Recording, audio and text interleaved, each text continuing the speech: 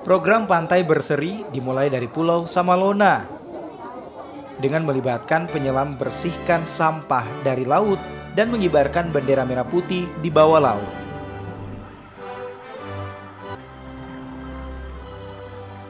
Bersih pantai juga dilakukan di darat dengan melibatkan personil Angkatan Laut dan warga Pulau Samalona. Selain di Pulau Samalona, bersih-bersih sampah juga dilaksanakan di Pulau Lailai, Makassar. Kegiatan diawali dengan penyerahan alat kebersihan, hand sanitizer, sarung tangan, dan masker.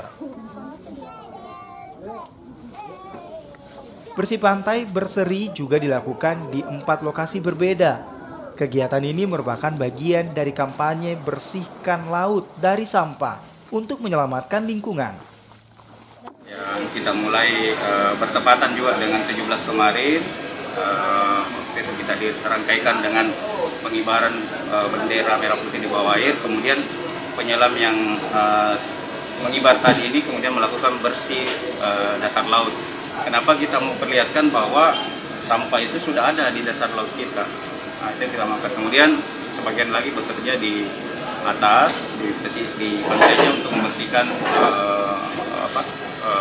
pantainya.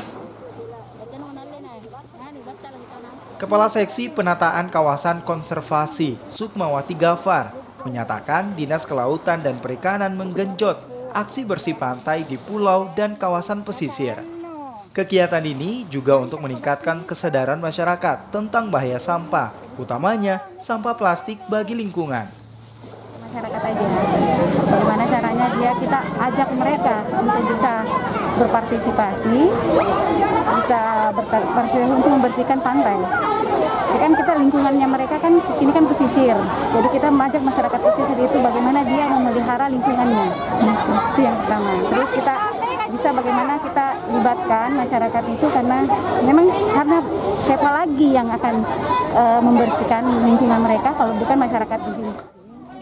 Antusias warga terlihat saat mengikuti kegiatan sosial yang digelar di Pulau Samalona dan lain-lain.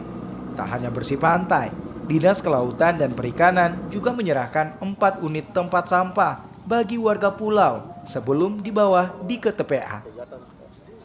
Hilal Rustam, Kompas TV Makassar, Sulawesi Selatan.